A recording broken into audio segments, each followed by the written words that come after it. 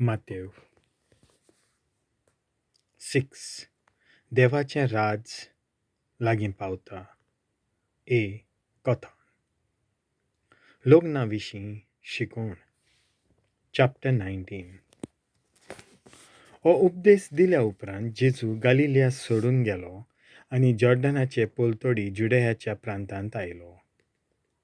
पुष्कळ लोक ताचे फाटल्यान गेलो आनी थंय ताणें तांकां बरीं केलीं.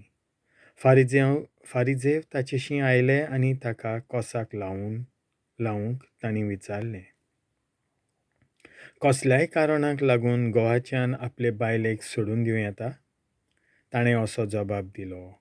तर अरंबाक थावन रचणारान तांकां दादलो आनी बायल केलीं आनी ताणें म्हणलें, ह्या पासत मनीस आपल्या आवय बापायक सांडटालो आनी आपले पत्नीक एकवटतलो आनी दोगांय एक जातलीं. अशें तुमी वाचूंक ना? म्हणटोच तीं आनीक दोगांनूय पूण एक. देखून देवान जोडलां तें मनशान दोशीण करूं न्हय. तांणी ताका विचारलें, तर कोण आपले पत्नीक सोडून दिता जाल्यार तिका लग्न मोडण्याचें पत्र दिवन सोडची म्हूण मोइजेसान हुकूम घाल्ला ताचें कारण कितें? ताणें जाप दिली, तुमी निबोर काळजाचे देखून मोइजेसान तुमचे पत्नीक सोडून दिवंक तुमकां रोज्या दिली. पूण अरंबाक थावन अशें न्हय आसलें.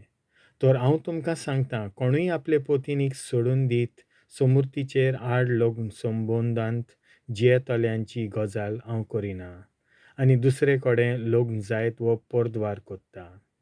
शिसांनी ताका म्हणलें, घोव बायले मोदें परिस्थिती अशी जाल्यार लग्नूच जायनासतना रावल्यार अदीक बरें. पूण ताणें अशी तांकां जाप दिली, हें मानून घेवंक सगल्यांच्यान जायना. जांकां देवान हें देणें फावो केलां तांच्यानूच जाता. आवयच्या कुसव्यान थावन इजडे जल्मलेले आसात आनी मनशांनी केल्ले इजडे आसात आनी सर्गींच्या राज्याक लागून आपणाकूच इजडे करून घेवपी आसात. मानून घेवंक जाता तांणी हें मानून घेवचें. सुपुल्ल्या भुरग्यांक जेजू आशिर्वाद दिता. जेजून सुपुल्ल्या भुरग्यांचेर आपले हात दवरूंक आनी मागणें करूंक लोकान तांकां ताचे सोशीं हाडलीं. शीस तांकां बोबाट करूंक लागले, पूण जेजून सांगलें, भुरग्यांक म्हजे सोशीं येवंक दियात आनी तांकां आडाय नाकात, कित्याक सर्गींचें राज असल्यांचेंच. मागीर ताणें आपले हात दवरले आनी थंयचो भायर सरून तो आपले वाटेन गेलो. आपले गिरेस्तकायेक लागून एक गिरेस्त तरणाटो सासणीक जिविताची वाट सोडून दिता. आनी अवचीत लागीं येवन कोण एकल्यान ताका विचारलें, गुरुजी, म्हाका सासणीक जिवीत मेळच्याक हांवें कितें बरें करूंक जाय? आनी ताणें जाप दिवन ताका सांगलें, बऱ्या विशीं म्हजे लागीं कित्याक विचारताय? बरो तो एकलोच, पूण तूं जिवितांत भितर सरूंक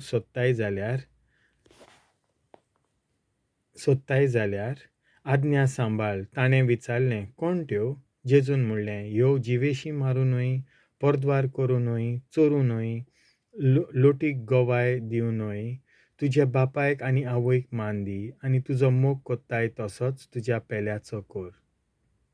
त्या तरणाट्यान ताका म्हणलें, ह्यो सगल्यो आज्ञा हांवें सांबाळल्यात, म्हाका कितें आजून उणें आसा? जेजून ताका सांगलें, तुका संपूर्ण जावची खोशी जाल्यार वच, तुजे लागीं आसा तितलेंय विकून गरिबांक दी आनी स्वर्गांत तुका थेबो मेळटलो. त्या मागीर म्हजे फाटल्यान ये. पूण हें उतर आयकतच तो खोंती भरीत जावन गेलो. तर ताका पुष्कळ गिरेस्तकाय आसली. गिरेस्तकाय सर्गींच्या राज्याक व्हडली आडकोल.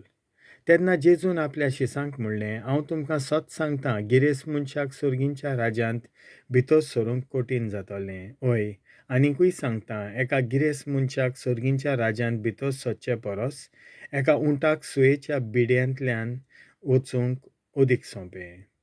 हें आयकून शीस भोव थोटाकले. तांणी म्हणलें, तशें जाल्यार कोणाक म्हूण तारण मेळटलें? जेजून तांचेर नदर मारून म्हणलें, मनशां कडेन हें जायना, पूण देवा लागीं सगळें जाता. जेजूच्या नांवा खातीर सगळें सांडटोल्याक इनाम.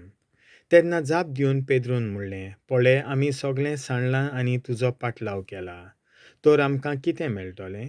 जेजून तांकां सांगलें, खरेंच हांव तुमकां सांगतां, संवसार सगळो नवो जावच्या वेळार मनशाचो पूत आपल्या महिमेच्या शिंवासनार बसतलो तेन्ना म्हजो पाटलाव केला ते तुमी 12 शिंवासनाचेर बसतल्यात आनी इस्रायलाच्या 12 कुलांचेर अधिकार चलयतल्यात. आनी जाणी म्हज्या नांवा खातीर घरदार वो भाव वो भयणी वो बापूय वो आवय वो बायल वो भुरगीं बालां वो शेतां भाटां सांडल्यान तीं 100 पावटी अदीक घेतलीं आनी सासणीक जिवीत तांचें दायज जातलें. सोबार जाणां पयलीं आसात तीं निमाणीं जातलीं आनी निमाणीं तीं पयलीं जातलीं.